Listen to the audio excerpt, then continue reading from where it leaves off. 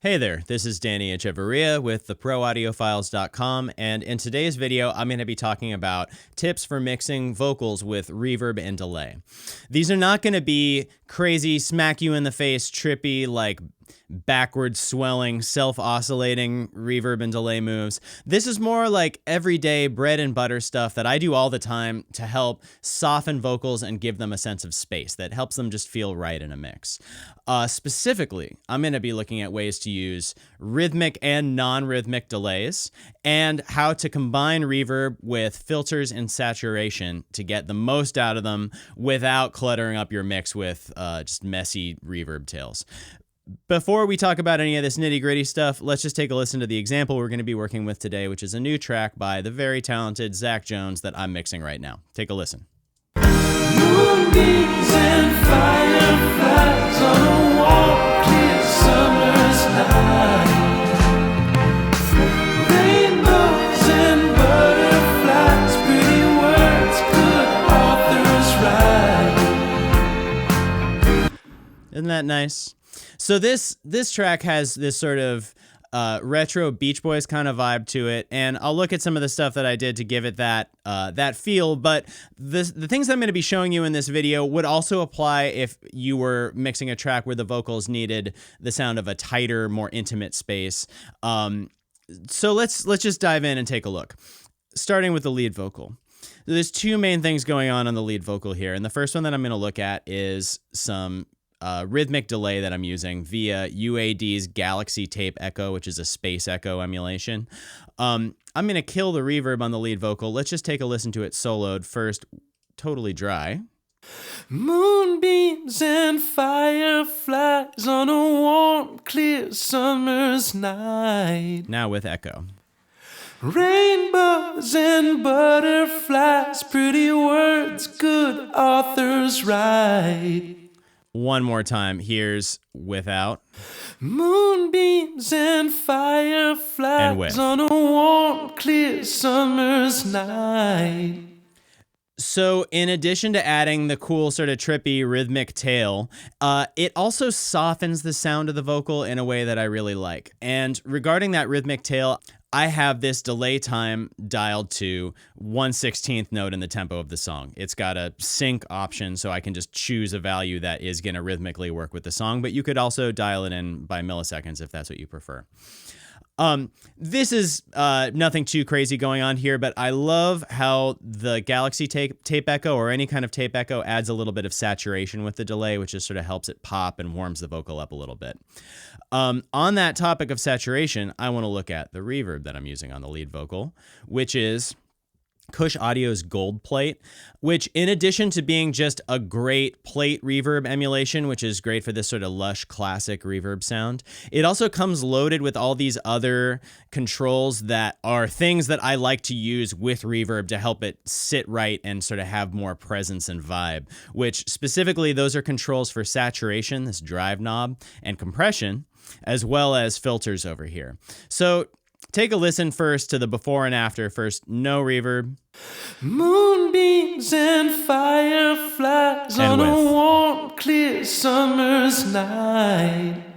Again, without. Rainbows and butterflies, And with. pretty words, good authors write. Just really opens the vocal up into this bigger, more lush space, which works both with the vibe of the song and I think just helps sort of soften it up and glow in this really nice way. So let's look at what I did here. The first thing that I want to talk about is the decay time. I want to show you what way too long of a decay time sounds like, and then I'm going to dial it back. Moonbeams and fireflies on a warm, clear summer's night. Rainbows and butterflies, pretty words, good authors write. So when the decay time was way too long, what you start to get is the reverb is sort of stepping on the next vocal phrase a little bit. What I'm looking for when I dial in the decay time is sort of a combination of, it's like an art and a science, where the science aspect is that this value that I chose, 2 seconds aka 2000 milliseconds, is the length of one measure in the tempo of this song. And I use this BPM to millisecond chart to figure that sort of thing out. I'll show you here. But what I'm also listening for is just that the decay time doesn't stretch over after a pause, where I hear the decay wrap up by the time the next vocal phrase begins. Take a listen to this again and listen to how the decay is basically done by the time he takes the breath to start the next phrase. Moonbeams and fireflies on a warm, clear summer's night. Rainbows and... If I really want to extend the feel of that tail without dialing up the reverb time, I can do it by notching up the drive control here. Take a listen to what that sounds like. Moonbeams and fireflies on a warm, clear summer's night. Rain. So the reverb feels more present, and it feels like it has a longer tail without actually adding this super long tail that gets in the way of not only the vocal, but other stuff in the mix too. And this squish control for compression can sort of offer the same sort of thing. So not only does it help the reverb feel like it has a little bit longer of a tail without actually lengthening the tail to the point where it creates problems, but it also helps it pop more and become more noticeable without having to dial it up to the point, again, where it maybe starts to step on other things in the mix. So let's move on and look at what I'm doing with the backup vocals. There's two big things going on with this backup vocal part here. The first one is a short delay, which is sort of a non-rhythmic delay that I'm using to simulate the feel of a bigger vocal group. Take a listen to this backup vocal part first, dry. Moonbeams and fireflies on a warm, clear summer's night. And now wet. Rainbows and butterflies, pretty words, good authors write. So this is the Soundtoys Primal Tap that I'm using. It's a good, just sort of no-nonsense digital stereo delay that still has some kind of classic vibe to it.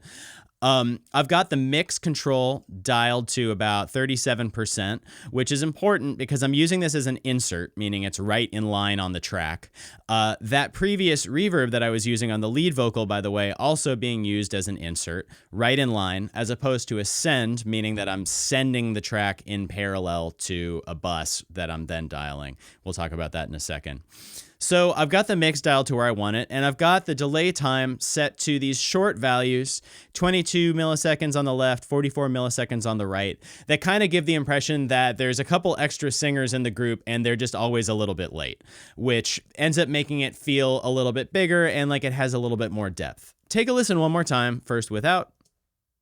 Moonbeams and fireflies on a warm, clear summer's night. And now with. Rainbows and butterflies, pretty words, good authors write. So this is a subtle one, but it adds this nice sort of sense of depth and movement to the vocal that I really like. Last thing I want to look at is the reverb that I'm using for the backup vocals, and I'll give you all the backup vocals, which I'm using UAD's Lexicon 224 emulation. This is a reverb I really like. It's on the chamber setting, which is another good one for a kind of classic vocal vibe. I wanted to give these vocals a longer tail than the lead vocal, and I'm doing this on a send. So remember before I talked about you've got send effects and then insert effects. When I say that this is on a send, what I mean is I have these sends here. You can see in this column here, this is where the sends are, where I'm routing some of the dry signal to this parallel track while the dry signal continues on its own merry way. And then I can dial in the parallel channel to where I think it sounds best. So I'm not doing this by dialing in the mix controls on the reverb, because if I did that, I would be reintroducing dry signal into the parallel track, which can cause comb filtering. And it's just sort of not the way that you dial in reverbs on sends. What I'm doing is actually sending, you can see here, I'll bring back in this send amount here. I've got the fader up to 0, meaning I'm sending 100% of the dry signal to the return track, and then I'm controlling the amount of reverb that I have just by dialing up or down the volume on the return track. So I'm going to dial down the return track all the way and just gradually bring it up. Moonbeams Moonbeams and fireflies on a warm, clear summer's night. Rainbows and butterflies, pretty words, good authors write. So what I did there was I brought it all the way up to where it felt like it was too much, and then I backed it down a little bit to where I had it. Really quickly, another thing that I'm doing with this reverb is also filtering and saturation like I had with a gold plate. I'm using a FabFilter Pro Q EQ to filter up to 200 hertz and then do this big dramatic mid scoop. And then a little bit of this harsh high mid scoop as well. And then it's hitting some saturation via another Kush plugin. This is the Omega Transformer N. It's modeling the saturation of a Neve console. And what this does is similar to with the gold plate where all those controls were in the reverb. I'm just doing this in a chain where I have the vocals hitting the reverb, and then I'm filtering out the stuff that I think is going to get in the way of other things in the mix. So everything below 200 and then a big scoop to the mid-range. And then that kind of cleans the reverb up and frees me up to then make it pop more with the saturation. So I'm giving the saturation a cleaner version of the reverb so that I'm not exciting stuff that's going to make the reverb get in the way. Take a listen to, let me get these windows out of the way.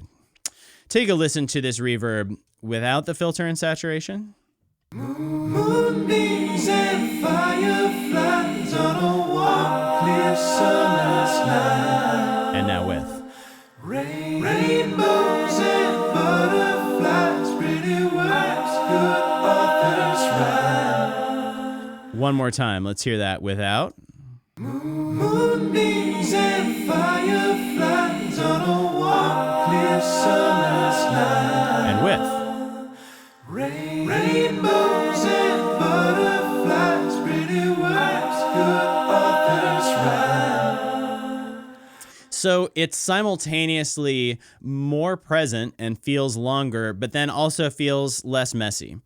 So let's back up now and look at these vocals in the context of the whole mix, but totally dry. I'm going to mute this reverb. I'm muting my short non-rhythmic delay. I'm muting the rhythmic delay on the lead vocal, and I'm killing that gold plate on the lead vocal track as well. So here's the vocals in context, but dry. Moonbeams and fireflies on a warm, clear summer's night.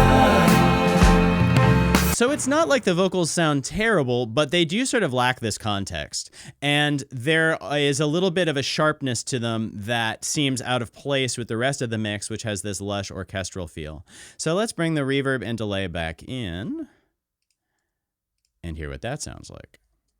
Moonbeams and fireflies on a warm, clear summer's night. Rainbows and butterflies, pretty words, good authors write. So in addition to the softness, and in addition to feeling like the vocals sit more naturally in the space, there's also this sort of lushness and depth to them that I really like. It helps the vocals sort of feel larger than life and like they're sitting in this grand space like a concert hall or something like that, even though I'm using not hall reverb. But it helps the vocals feel like they claim their spot as far as how lush the sound is. Anyway, these are just a few ways to use reverb and delay when you're mixing vocals. They're far from the only ways, and I'm sure that you guys have some great tricks, and if you would share them in the comments, I would be delighted to see how you guys are using reverb and delay on your vocals. Anyway, I hope that this was helpful. Once again, I am Danny Echevarria with theproaudiofiles.com. If you like what you saw in this video, like and subscribe for more. I'll be back with more real soon. Peace.